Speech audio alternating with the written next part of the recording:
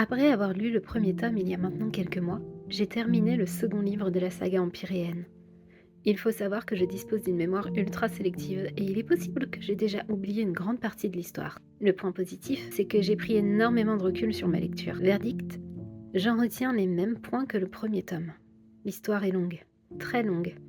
Et je pense que beaucoup de scènes auraient pu être raccourcies et condensées. Ça traîne parfois avec de l'exposition. Et j'ai l'impression que l'autrice a déballé ses idées à l'écriture sans avoir le temps de se poser et de réorganiser ses éléments scénaristiques de façon claire et fluide.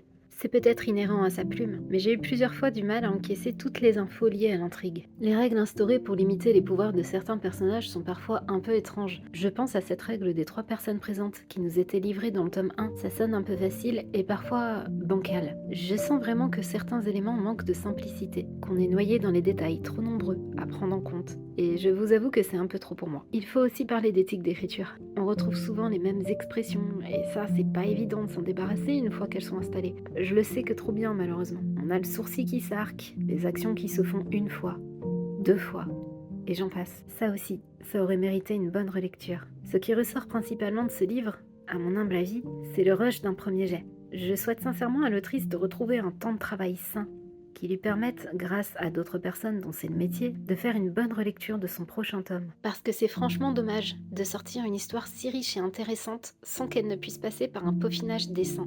Parce que malgré mes reproches, je suis tout de même attachée à certains personnages. J'ai souffert avec Violette pendant sa torture, j'ai eu peur pour Idoc, et j'ai eu de la peine pour Rhiannon, mise à l'écart malgré elle alors que c'est quand même la meilleure amie de notre héroïne. Je trouve aussi que les personnages ont tous de bonnes réactions, on évite les dramas inutiles, sauf pour Violette peut-être. Mais bon, que voulez-vous?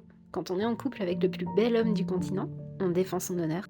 Les dragons sont toujours aussi bien écrits. Mention spéciale pour Andarna que j'adore toujours autant, même si elle est différente dans ce tome. J'ai vraiment hâte de voir son évolution. Et puis, dernier détail, et là vraiment je pense qu'il est temps de faire quelque chose, la traduction. Entre les mots qui manquent et les phrases qui n'ont aucun sens, ça sent le travail bâclé. Je crois que tous les manqués d'eux ont sauté, ce qui nous donne des je manque tombés ou je manque glissé. Surtout en lecture audio, ça fait tâche. Bref, j'ai aimé ce livre. Mais quel dommage de ne pas être plus travaillé. On sent que l'autrice a dû être poussée dans ses deadlines, et que son style beaucoup trop étoffé a pris le dessus. Une bonne traduction ne serait pas de refus non plus. Je commence aujourd'hui le 3e tome, et j'espère ne pas être trop noyée dans l'intrigue, parce que je dois avouer que suivre l'évolution de Violette et ses compagnons, c'est quand même plaisant.